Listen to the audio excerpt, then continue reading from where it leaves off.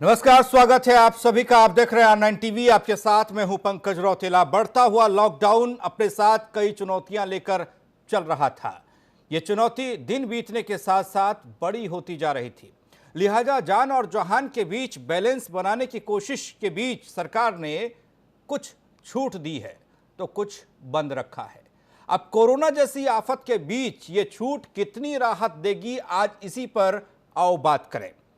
हमारे साथ R9 TV के editor in chief Amitabh Agnihotri ji इस चर्चा को आगे बढ़ाएंगे। एक रिपोर्ट हम आपको पहले दिखा रहे हैं, समझ लीजिए खबर।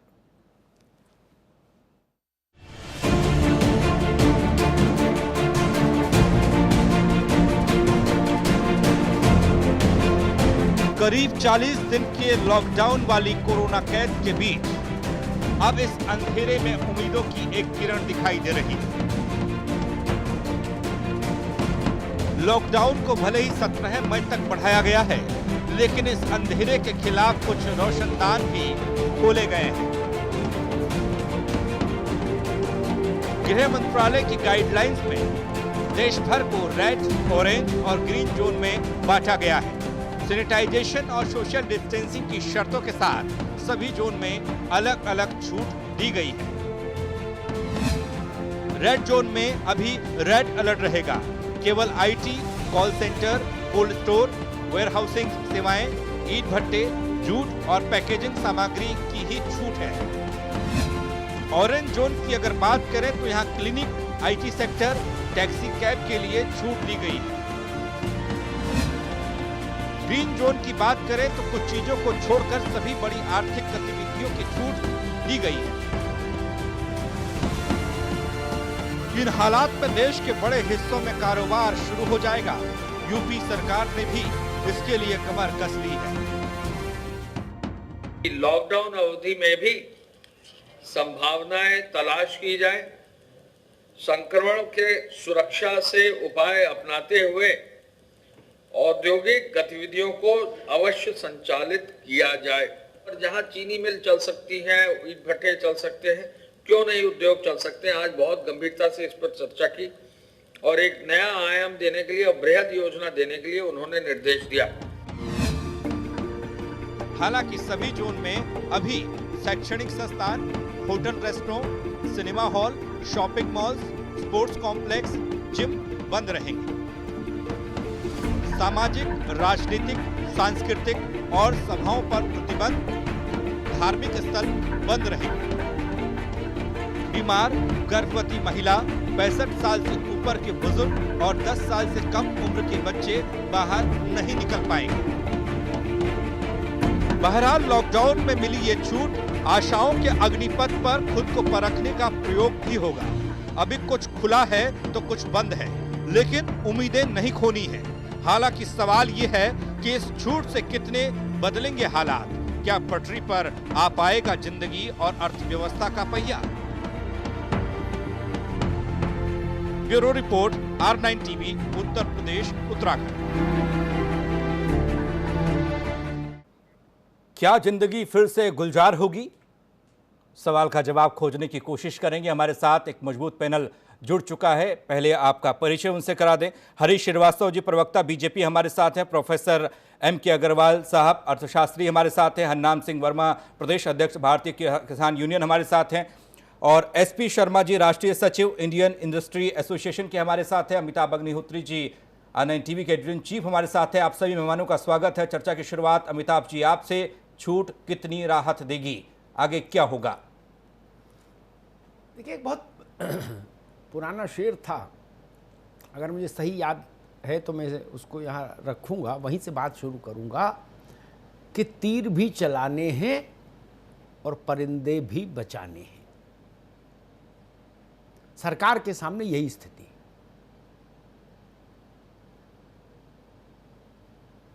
इसी मंच पर कोरोना काल में ही हम लोगों ने एक बार चर्चा में कहा था कि जान को पकड़ूं तो जहान छूटता है और जहान को थामूं तो जान संकट में आती है। बिल्कुल। क्या करें, ना जान छोड़ने का मन करता है, न जहान छोड़ने का मन करता है। हम जानते हैं जान है तो जहान है, ठीक बात है, लेकिन साथ में हम कहीं मन के एक कोने में ये भी जानते हैं कि जान रही भी और जहान छूट गया तो क्या करेंगे, ये भय भी है। और जिनको ये भय नहीं हो वो जाके ननकू और रज्जाक से पूछ ले। ननकू रज्जाक जब मैं बोलता हूं तो मैं बात करता हूं हिंदुस्तान की, भारत इंडिया की नहीं।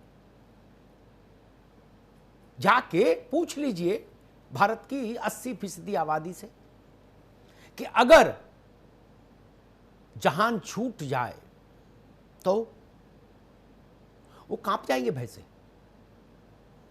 कांप जाएंगे। 2018 में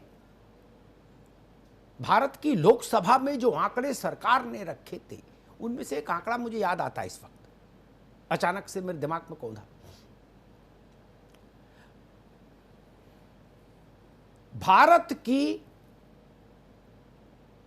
1.6% आबादी है ऐसी, ध्यान से समझ ली, 1.6%, सिर्फ 1.6% आबादी ऐसी है जो 50,000 रुपए या उससे ऊपर प्रति माह कमा सकती है।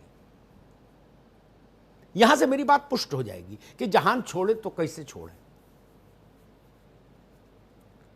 और जो 50,000 रुपया महीना नहीं कमा सकता, यानी भारत की 98.4% आबादी, 98.4% of the total population of India 50,000 से नीचे में जीवन जी रही। उसमें 57% वो हैं जो 10,000 या 10,000 से नीचे में है। उनके लिए 100 रुपया भी बहुत मायने रखता है। सारा कहा सुना एक तरफ, 100 रुपया एक तरफ। ये सच्चाई बता रहा हूं जो मैंने खुद अपनी आंखों से देखी है, पांव पांव घूम के इस मुल्क को। ये गूगल वाला मामला नहीं है। वो कोई भी जोखिम लेने को तैयार है क्योंकि वो जानते हैं कि भूख से लड़ाई बड़ी है और सबसे कठिन लड़ाई अगर धरती पर कोई है तो वो भूख से है। युधिष्ठिर ने भीष्म से कहा, पितामह भीष्म से पूछा कि पितामह इस जगत में सबसे महत्वपूर्ण दान कौन सा है? तो पितामह ने कहा कि मैंने यही प्रश्न एक बार महर्षि नारद से पूछा था, तो जो उन्होंने उत्तर मुझे दिया वही मैं तुमसे कहता हूं, अन्न दान से बड़ा कोई दान नहीं। इस बात का अर्थ क्या कि भूख से बड़ी कोई लड़ाई नहीं, इसीलिए अन्न सबसे बड़ा दान है। इसलिए ये जो कल गाइडलाइंस आई, इनमें तीनों जोन्स में, रेड, ऑरेंज एंड ग्रीन, कुछ ना कुछ खोला गया। कुछ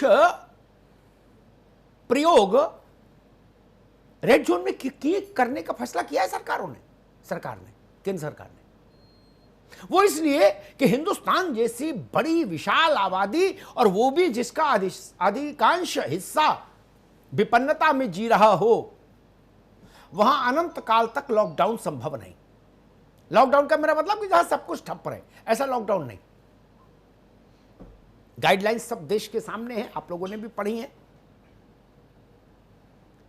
लेकिन एक सवाल मेरे जहन में और खड़ा हो रहा है, वो भी बड़ा पेचीदा सवाल है।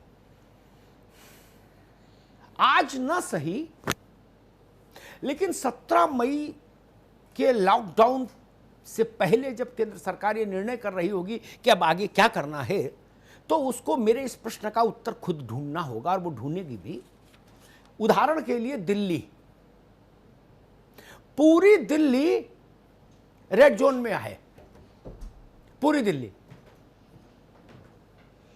जबकि कोरोना पॉजिटिव और उससे प्रभावित लोगों का जो जोड़ है दिल्ली में, वो दिल्ली की कुल आबादी का 1.5% है। और वो जो इलाके हैं जहां कोरोना पॉजिटिव मिले हैं केसेस ज्यादा, वो दिल्ली के कुल भौगोलिक इलाके का 7% है। लेकिन सील हो गई पूरी दिल्ली, यानी पूरा प्रदेश ही रेड जोन में चला गया। क्या मैं बड़ी बात कह रहा हूं, हरीश जी इस पर गौर करें, सरकार इस पर गौर करे, उत्तर प्रदेश की, उत्तराखंड की, केंद्र की। क्या यह उचित नहीं होगा अब कि डिस्ट्रिक्ट को इकाई मानने की बजाय वार्ड को, गांव को इकाई मानिए, ताकि कंफाइनमेंट में, कंटोनमेंट में जो इलाका जाए वो न्यूनतम हो। जहां रोग है उतना ही छोटा सा इलाका आप सील करिए, जिला भर सील मत करिए। ये सोचना पड़ेगा, अन्यथा दिल्ली जैसे उदाहरण आएंगे, पूरा राज्य सील है, क्या करेंगे? यहां के 2 करोड़ लोग कहां जाएंगे? नहीं हो सकता ना। इसलिए ये एक बड़ा प्रश्न है। ये केंद्र सरकार को, गृह मंत्रालय को इस पर चिंतन करना होगा और एक गाइडलाइन जारी करनी होगी। आज करें चाहे 14 मई को करना हो, लेकिन करना पड़ेगा। आपको इसकी इकाई, मानक इकाई छोटी करनी होगी, कन्फाइनमेंट की, हॉट स्पॉट की, रेड जोन की।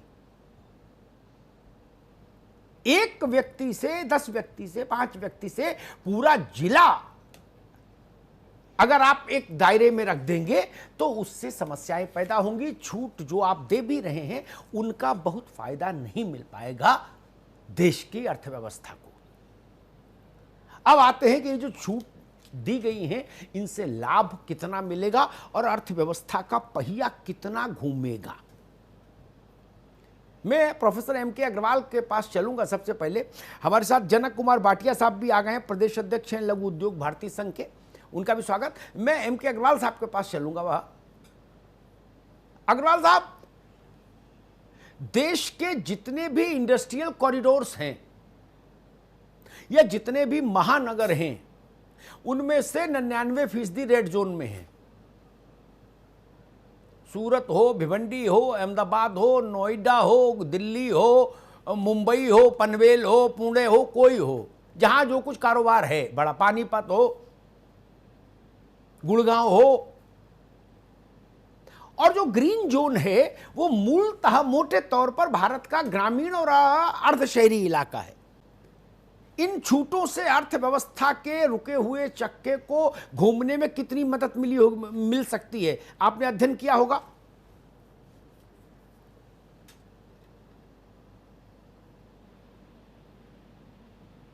और जिस प्रकार से आपने बांटा है कि शहरी क्षेत्रों में हमारी जो है अर्थव्यवस्थाएं सीमित रही, खासतौर पर औद्योगिक क्षेत्र या सेवा क्षेत्र जिस प्रकार से हमारे यहाँ शहरों में सीमित रही, तो वर्तमान स्थिति कोविड-19 की क्या स्ट्रेटजी होती है वो तो शायद मेरे बोलने का बहुत बड़ा विषय नहीं है कि किस आधार पर उसको बांट सकें।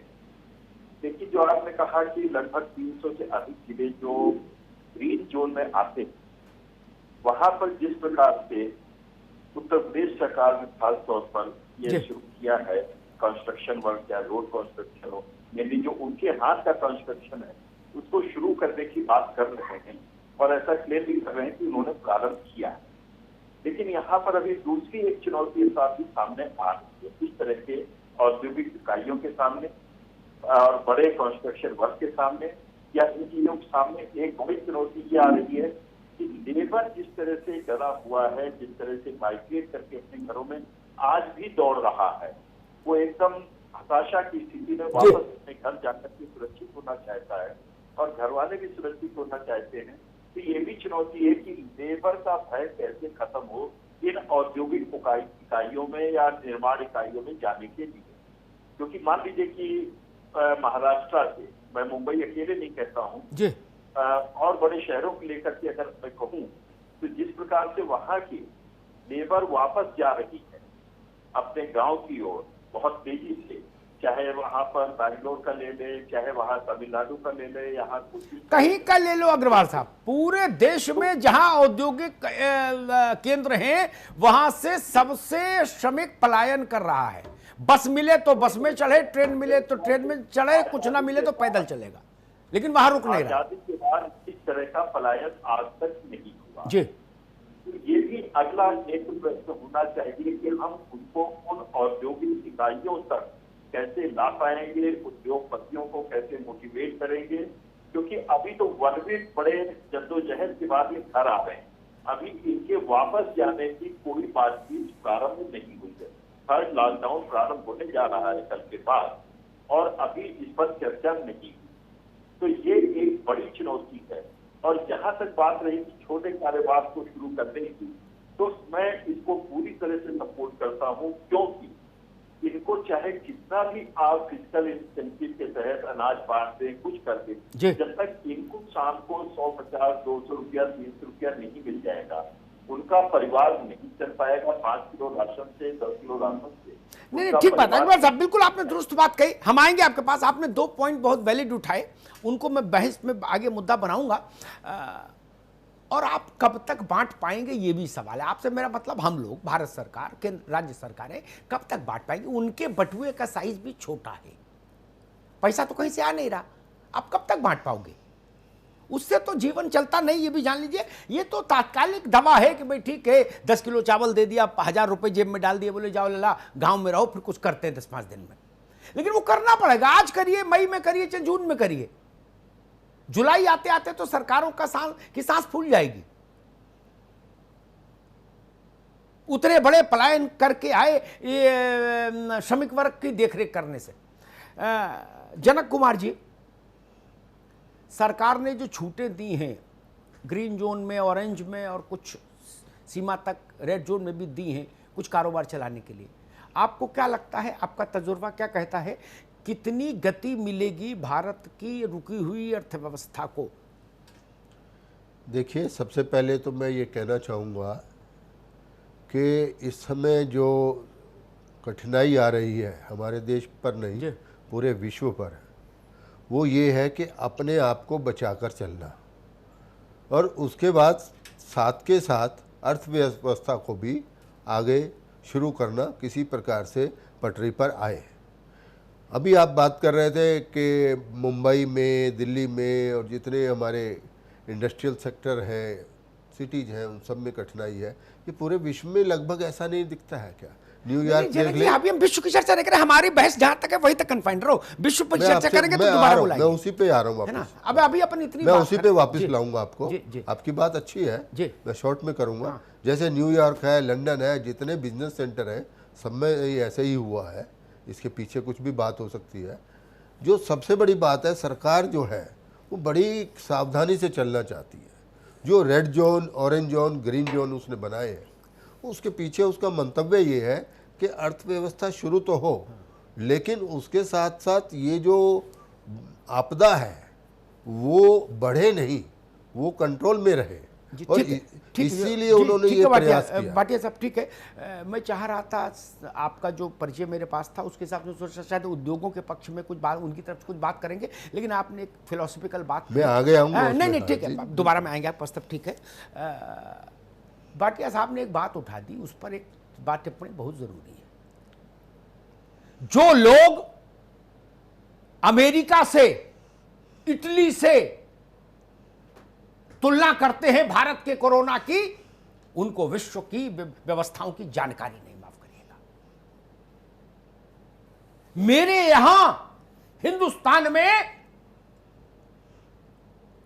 1.6% आबादी है 135 करोड़ में, जिसने 50,000 रुपए महीने में देखे। अमेरिका में है क्या ये? जापान में है ये क्या ये स्थिति? रूस में क्या स्थिति है? इटली में ये स्थिति है। और सुनिए, मैं इस विषय पे आना नहीं चाहता था, लेकिन आज आप जब ज्ञान है देश में, फिर दूसरी चीज और समझ लीजिए, मैं तुलना भी नहीं करना चाहता था, क्योंकि मुझे बटुआ मालूम है, अपना भी, अपनी सरकारों का भी।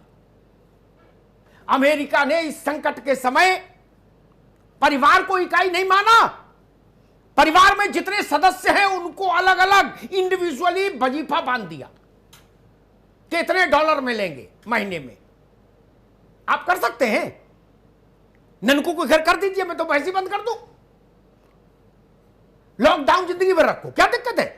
आदमी ठंड से सोएगा ठंडे में, काय को धक्के खाएगा? कर सकते हैं। इसलिए वैश्विक परिदृश्य पर चर्चा मत करिए मित्र, उसमें फिर बहुत विचित्र स्थितियां सामने आ जाती हैं। वहां जितनी औसत आय एक व्यक्ति की थी कोरोना से पहले अमेरिका में, उतनी ही आय सुनिश्चित कर दी राष्ट्रपति ट्रंप ने कोरोना के रहते और कोरोना के बाद के लिए।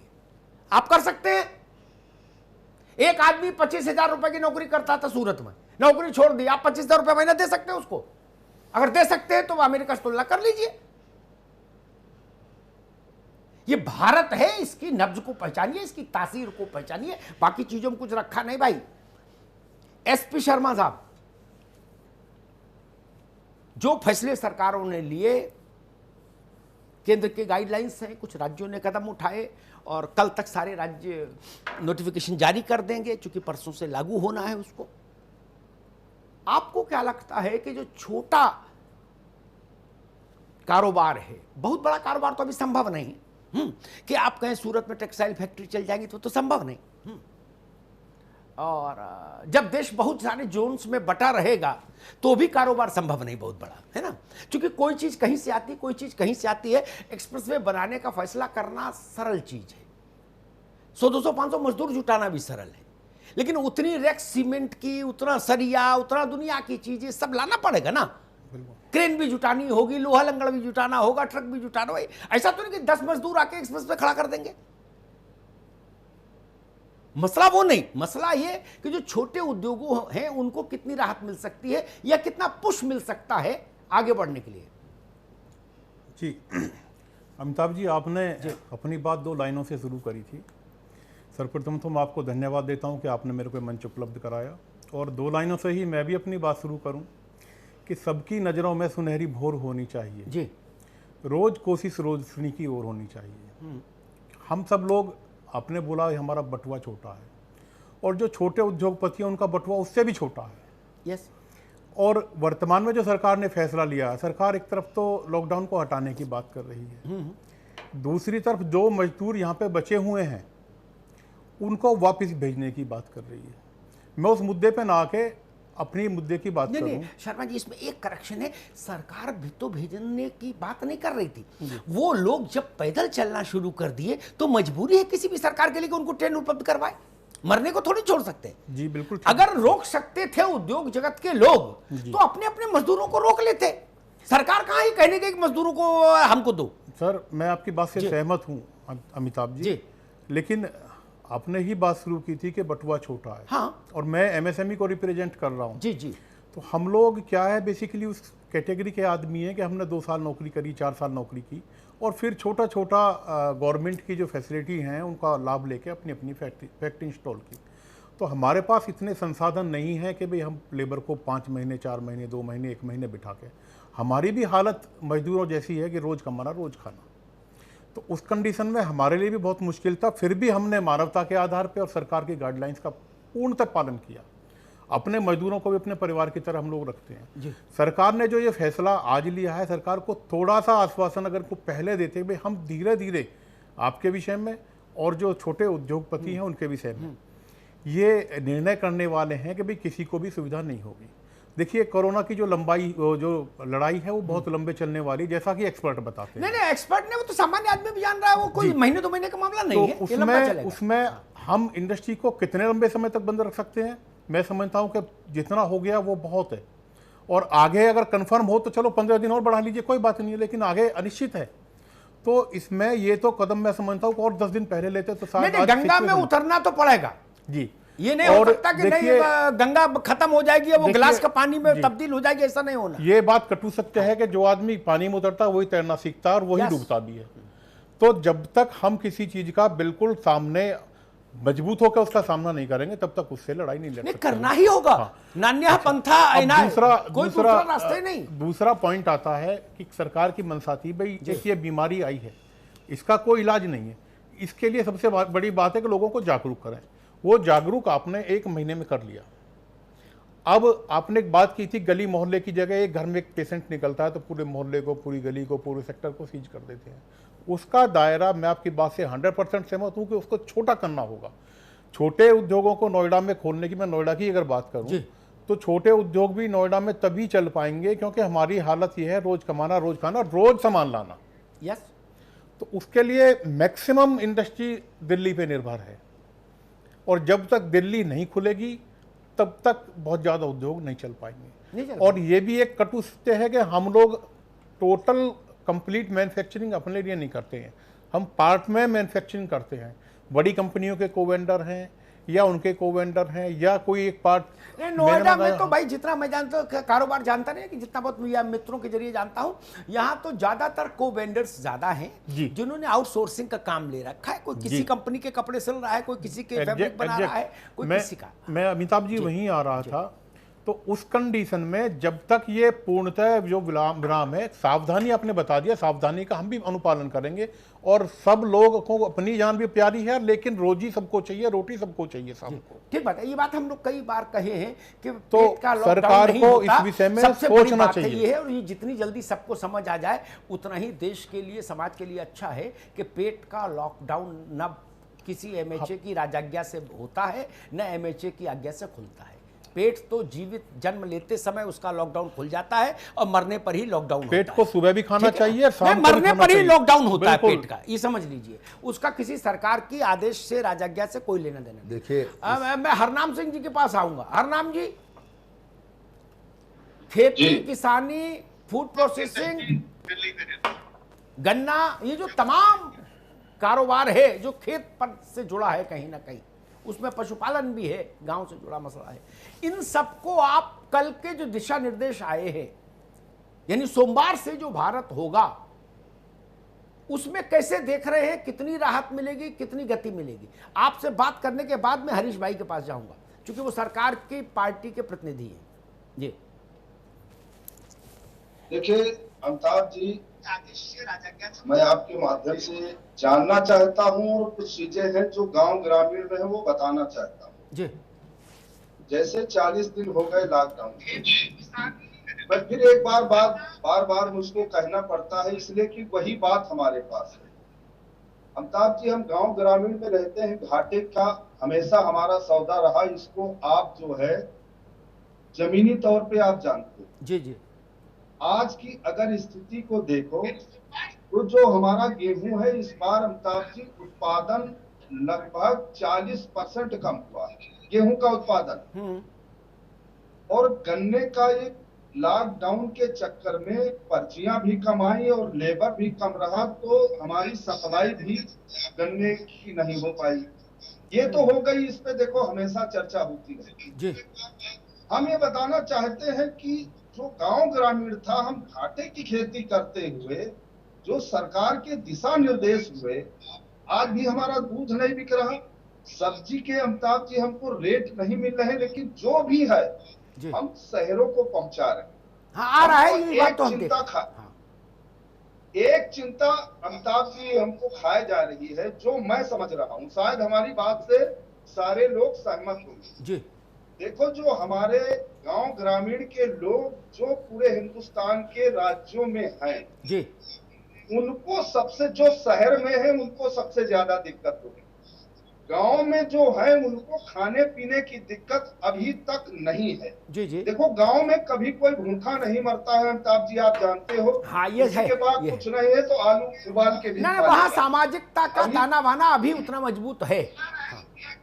जी, तो हम ये जानना चाहते हैं कि जब इतनी बड़ी महामारी है, जो अभी हमारे पास इसकी दवा नहीं बनी है, तो जैसे फैक्ट्री के मालिक हैं जो बड़े बड़े मतलब 20 साल से 25 साल से कारोबार कर रहे थे, क्या वो इतने बड़े बड़े औद्योगिक घराने इसको और महीने 2 महीने नहीं आगे चल सकते हैं?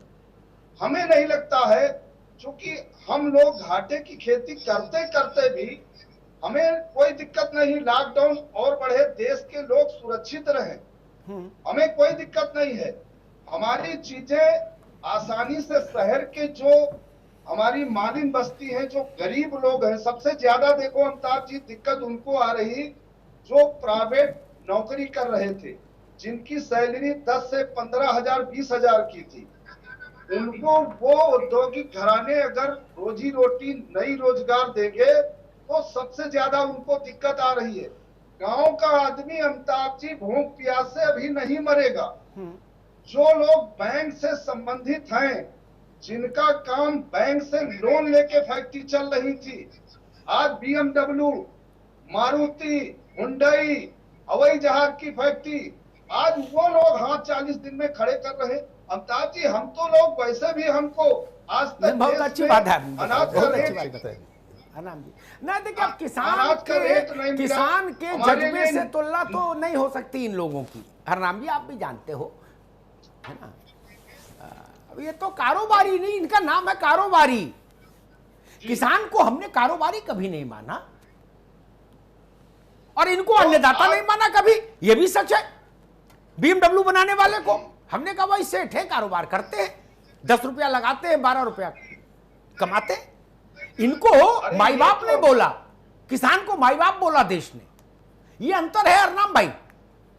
अगर आपने देश के लिए तपस्या की, किसानों ने देश का पेट भरा, तो इस देश के रक्त में किसान के प्रति कृतज्ञता है, ये जान लीजिए। यही बात कह रहा हूं। सरकारों का क्या है, सरकारें जाने, लेकिन आम हिंदुस्तानी के रक्त में किसानों के लिए प्रति कृतज्ञता है, उसके DNA में शामिल है। मैं हरीश जी के पास चलूंगा, बहुत सारे सवाल इकट्ठे हो गए, फिर आऊंगा हरनाम भाई आपको। हरीश जी, जी जी जी, एक बड़ा सवाल तो ये उठता है कि प्रैक्टिकलिटी का एंगल कहीं कहीं कमजोर दिखता है। जैसे मैं एक आध उदाहरण दे दूं, आज से 20-22 दिन पहले MHA ने निर्देश जारी किया कि मालवाहक ट्रकों को परिचालन की अनुमति दी जाती है।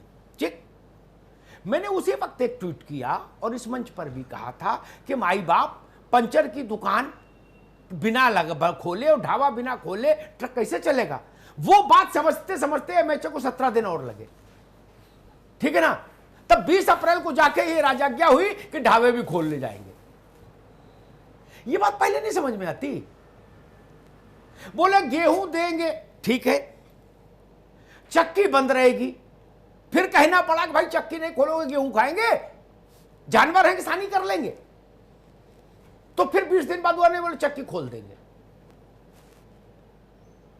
आपको नहीं लगता कि जब ये चीजें बनती हैं तो और ज्यादा इनमें सतर्कता बरती जानी चाहिए अधिकारियों के स्तर पर? नोटिफिकेशन सब जारी होते हैं और इनमें वो लोग शामिल होने चाहिए जो जमीन पर रहे हो कभी, जिनको अंदाज हो इस बात का कि गेहूं और चक्की का रिश्ता क्या है, ढाबा और ट्रक का रिश्ता क्या है। हरीश जी, नहीं आदरणीय अमिताभ जी, बिल्कुल आप ठीक कह रहे हैं। कई वैलिड सवाल, जो सवाल आपने उठाया दिल्ली को लेकर के और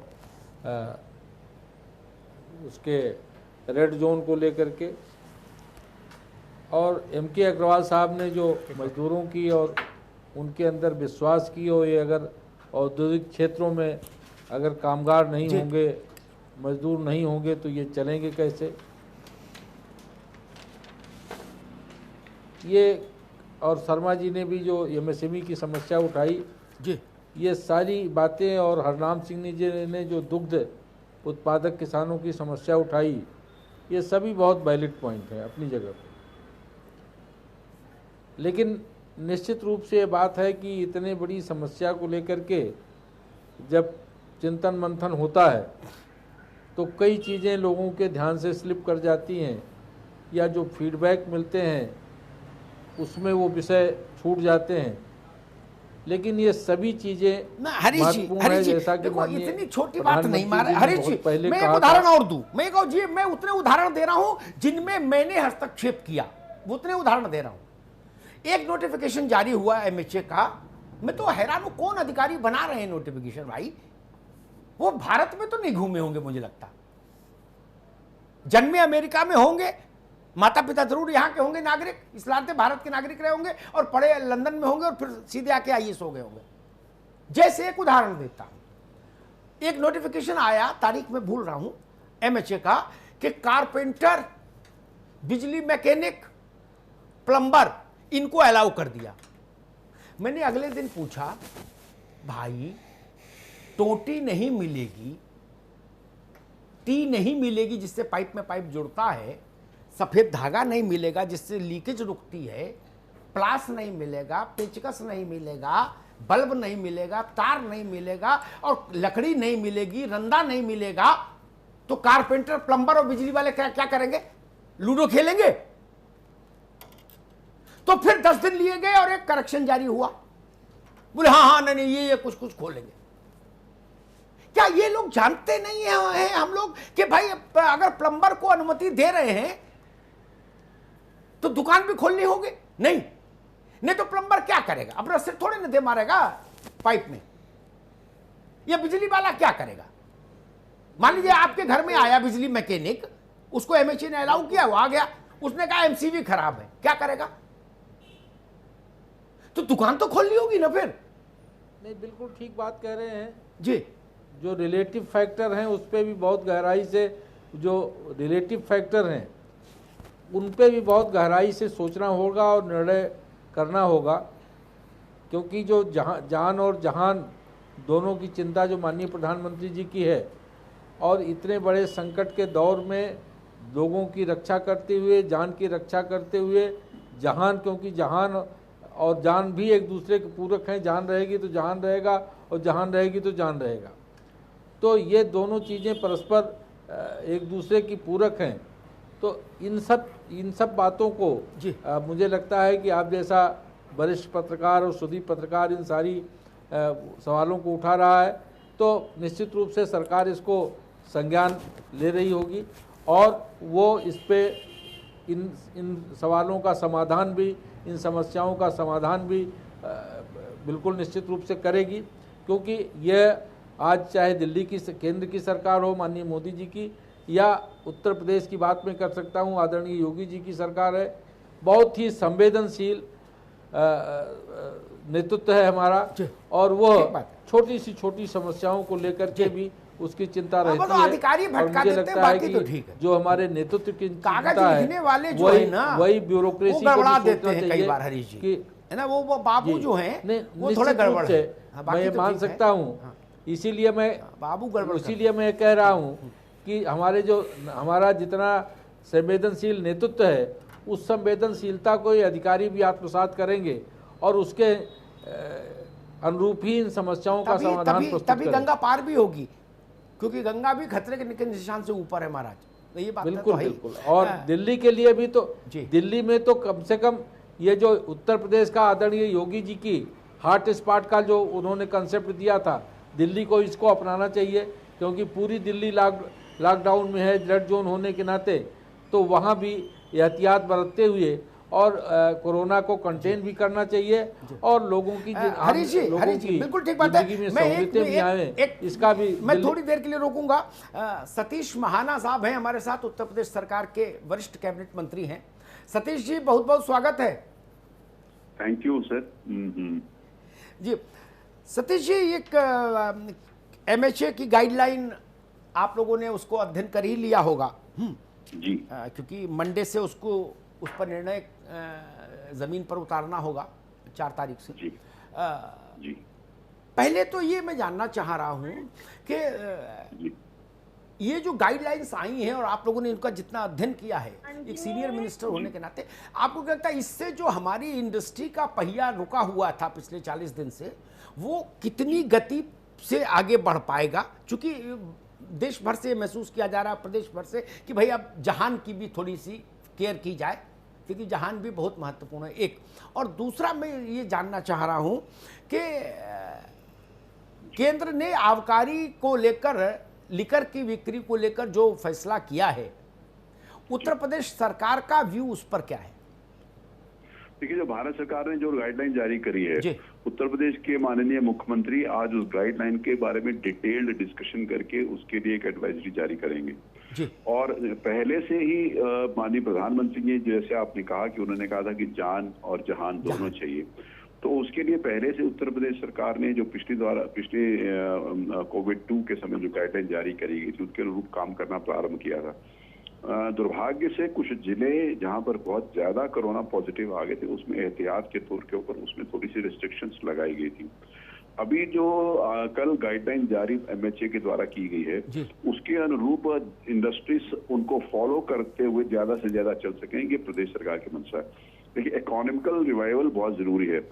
दुर्भाग्य से जो कोरोना वायरस ने पूरे ग्लोब को अपने शिकंजे में लिया, उससे भारत भी प्रभावित हुआ। और लेकिन मैं इस बात को मतलब संतोष के साथ कह सकता हूं कि माननीय प्रधानमंत्री ने जिस प्रकार से एक्टिवली उसकी चिंता करी और जो भी निर्णय लिए जो इस देश की जनता ने पूरे विश्वास के साथ फॉलो किए, तो उसके कारण उत्तर प्रदेश भारत भी बहुत कंट्रोल्ड स्थिति में, मैं इस बात को कह सकता हूँ, कंट्रोल्ड स्थिति में। कठिनाई तो आई और जो कठिनाई आई वो सब लोग उसको मिलकर फेस कर रहे हैं और सब लोग मजबूती के साथ उसके खिलाफ खड़े भी हैं, कोरोना के खिलाफ। और लेकिन उसमें जो कुछ भी इंडस्ट्रियल रिवाइवल के लिए जो कुछ भी प्रदेश की सरकार जो गाइडलाइन अभी उसको डिटेल्स बना रही है, जो परसों 4 तारीख से उस गाइडलाइन के अनुरूप इंडस्ट्रीज को खोलने की परमिशन दी जाएगी।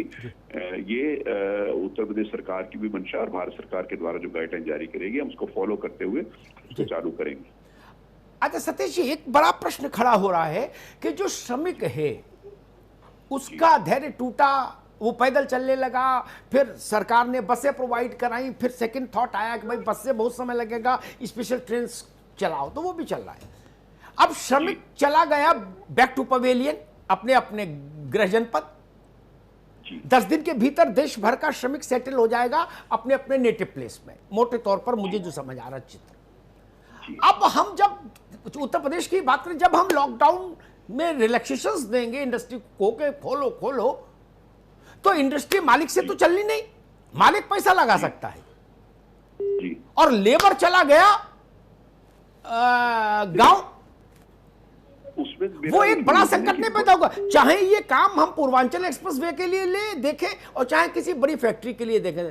सतीश जी, नहीं तो जहां पर बाहर से लेबर आई है वो लेबर आज अवेलेबल है। जैसे पूर्वांचल एक्सप्रेसवे में काम चल रहा था, मैंने क्योंकि मेरे विभाग के अंतर्गत यूपी आता है, मैंने पिछले हफ्ते इसकी समीक्षा कर रहा था, तो वहां से जो कुछ लेबर छोड़कर गए थे, तो मेरे द्वारा ये निर्देश दिए कि जिन जिलों के अंतर्गत बाहर से लेबर आई और जिनको काम चाहिए हम उनको उसमें एंगेज करेंगे। देखिए, कुछ लेबर यहाँ से छोड़कर अपने घरों में चले गए, लेकिन बहुत सारे ऐसे लेबर्स जो दूसरे स्टेट्स से आए हैं, दूसरी जगह से, दिल्ली से आए, वहां से महाराष्ट्र से आए, विभिन्न ऐसे इंडस्ट्रियल टाउन से आए, तो वो जहां पर आए उनको भी आज काम की दरकार है, तो उनको हम काम दे रहे हैं। लेबर्स की वो जो तत्कालिक जो समस्या थी, ये लॉकडाउन खोलने के बाद या फिर जो भी गाइडलाइन जारी की गई उसके बाद उस समस्या से हम पार पा लेंगे, क्योंकि जो खाली हुए लेबर स्वाभाविक रूप से उनको भी काम चाहिए।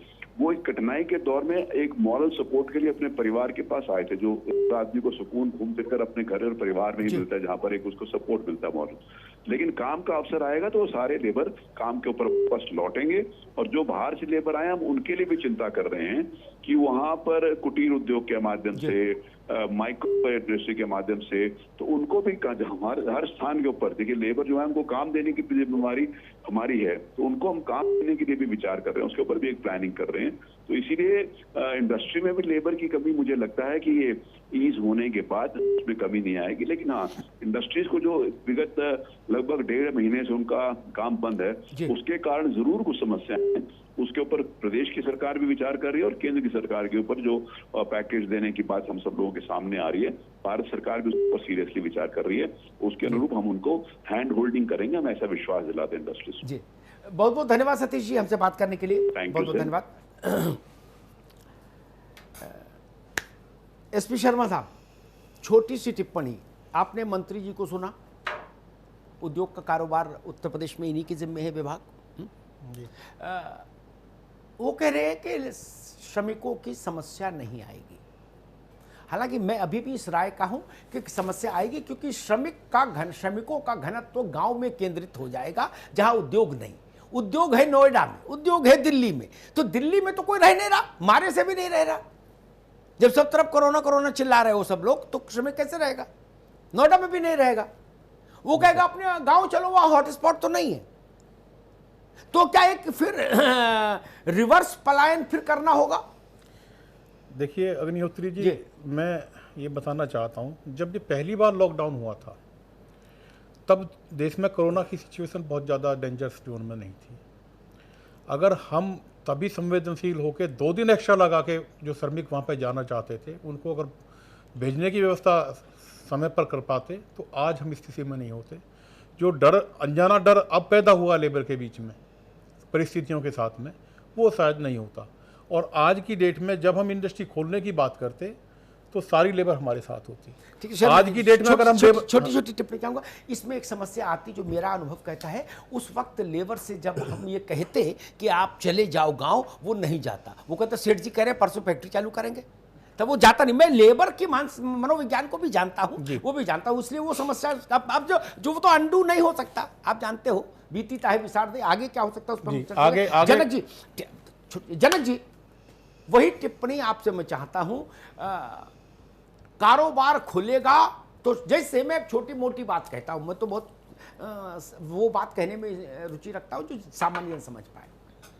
दिल्ली का सदर बाजार दक्षिण एशिया के कुछ बड़े बाजारों में से एक, वहां सेठ है 500 और लेबर है 50,000। नहीं हो सकता।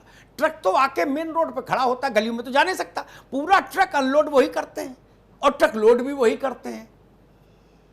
वो कोई दिल्ली के निवासी नहीं, कोई सदर बाजार के निवासी नहीं।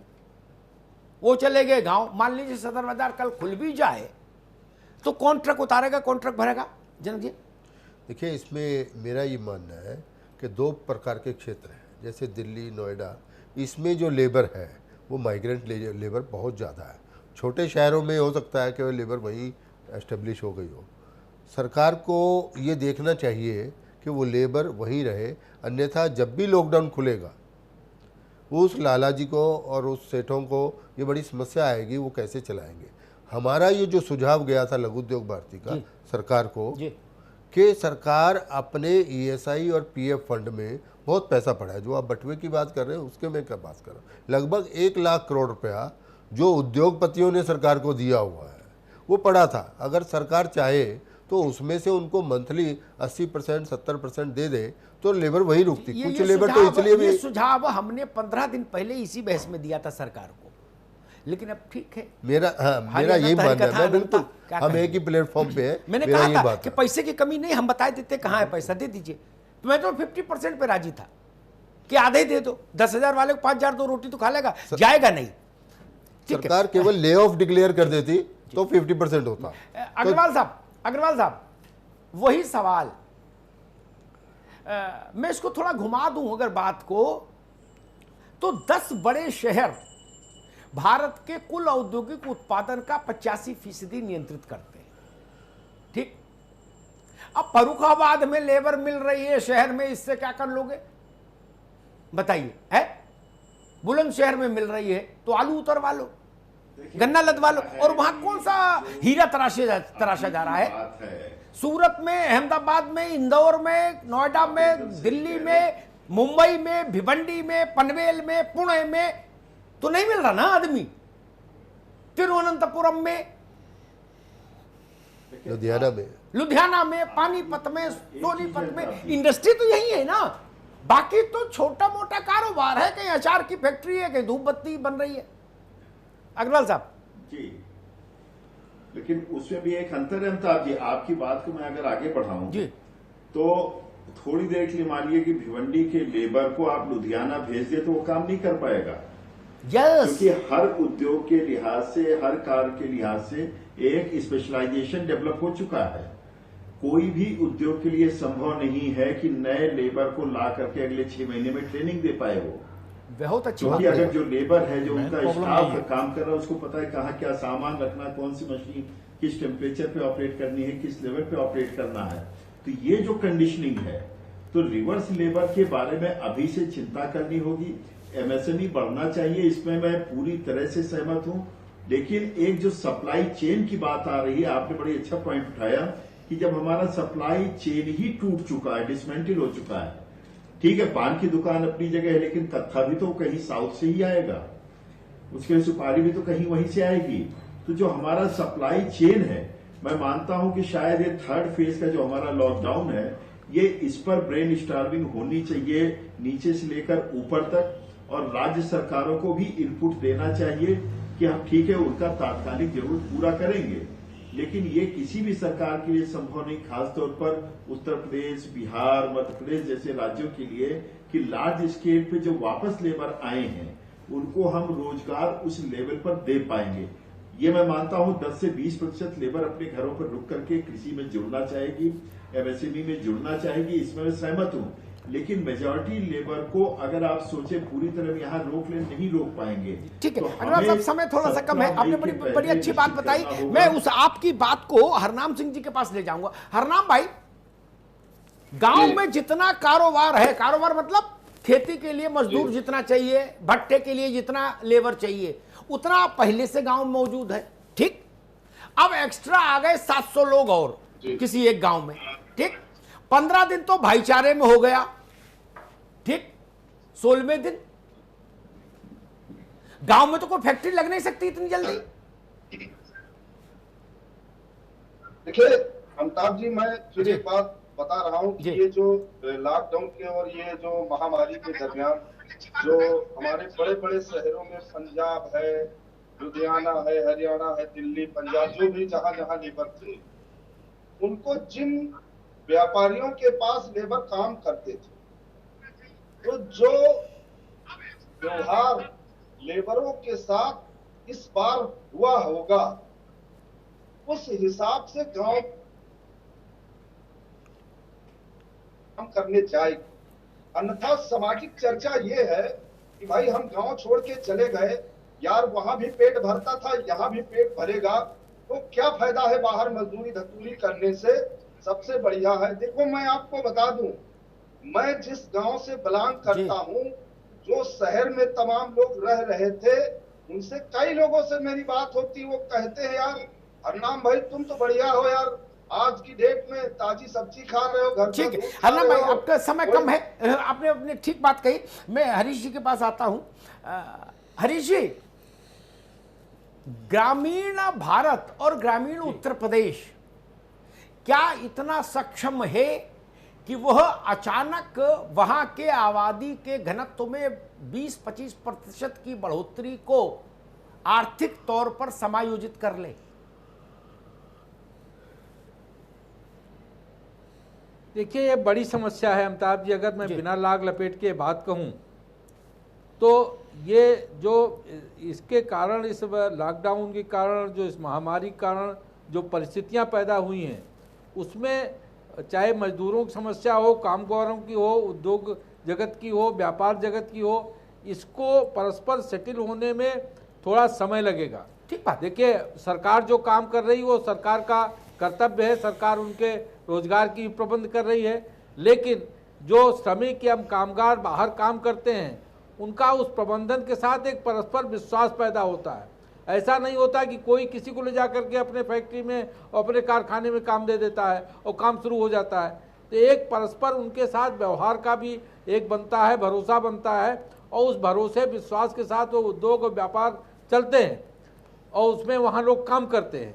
तो ये तो दिक्कतें आएंगी इसमें। व्यापार जगत के, उद्योग जगत के लोगों के, उनके मैनेजमेंट के लोगों को भी अपने साथ जो कामगार और श्रमिक काम कर रहे थे, उनके साथ भी परस्पर उनको एक कोऑर्डिनेशन बनाना पड़ेगा, उनका एक विश्वास भरोसा पुनः वापस करके उनको लाने की बात करनी पड़ेगी। और प्रदेश में भी जो सरकार प्रयास कर रही है, ये बात निश्चित है कि जो मनोविज्ञान इस बीच पैदा हुआ है, उसमें लोग चाहेंगे कि उनके घर, गांव, जिले के आसपास ही उनको रोजगार मिले, ताकि इस तरह की परिस्थिति कभी उनके सामने ना आवे।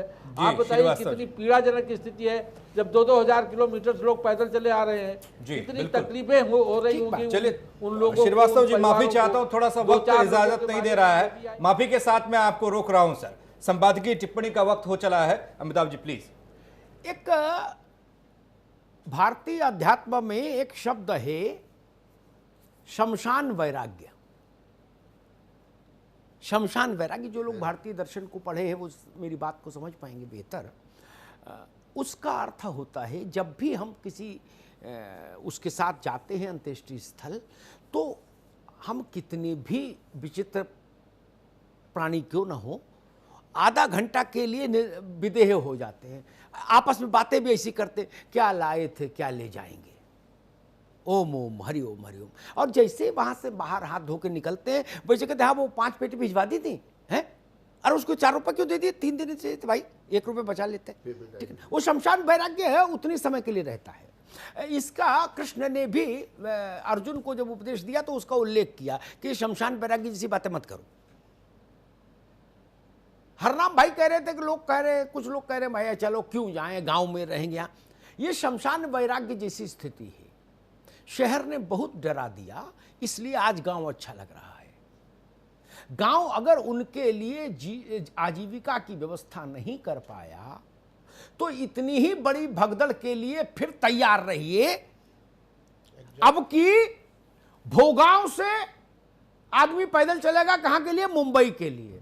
खिमसेपुर से पैदल चलेगा कहां, मुंबई के लिए। बदायूं से पैदल चलेगा, बिलसी से पैदल चलेगा, खतौली से पैदल चलेगा मुंबई के लिए, एर्नाकुलम के लिए। फिर आप वही फोटो देखेंगे, पूछोगे क्यों, बोले भैया क्यों, वहां क्या करें बताओ। बहुत जल्दी सिचुएशन एक समस्या नंबर 1। समस्या नंबर 2 जिस पर चिंतन आज से होना चाहिए, वो अग्रवाल साहब अच्छे कह रहे हैं भाई, प्रोफेसर साहब है, चीजों को समझते हैं। दूसरी एक महत्वपूर्ण चीज समझनी होगी हमको, सूरत में बड़ा कारोबार है डायमंड की फिनिशिंग का, हीरा कटाई बोलते हैं उसको सरल भाषा में, है। लाखों आदमी लगा है, लाखों। वो आदमी फर्रुखाबाद में कुछ नहीं कर सकता, पल्लेदारी वो जानता नहीं, नमकीन बनाना जानता नहीं, दालमोट, आलू की चिप्स बनाना जानता नहीं जो वहां बन सकता है, आम का अचार बनाना जानता नहीं, चूड़ियां बनाएगा नहीं तो फिर क्या करेगा। वो हीरा तराशना जानता, अब हीरा फर्रुखाबाद में तराश नहीं सकते, बदायूं में नहीं तराश सकते, पडरौना में नहीं तराश सकते, वहां पूरे जिले में तो हीरा नहीं मिलेगा। अंगूठी में एक आध भले मिल जाए, किसका सिर तराशेगा। बिल्कुल। फिर समस्या नंबर 3 जिस पर आज चिंतन करना होगा, ये निगेटिव बात नहीं बता रहा हूं, ये मैं आंखें खोल रहा हूं, दीवार पर इबारत जो लिखी उसको पढ़ाने की कोशिश कर रहा हूं। समस्या नंबर 3, जिस आदमी ने 20 साल टेक्सटाइल मिल में काम किया, वो आदमी केमिकल फैक्ट्री में मान लो खुली भी हो उसके जिले में, तो क्या करेगा।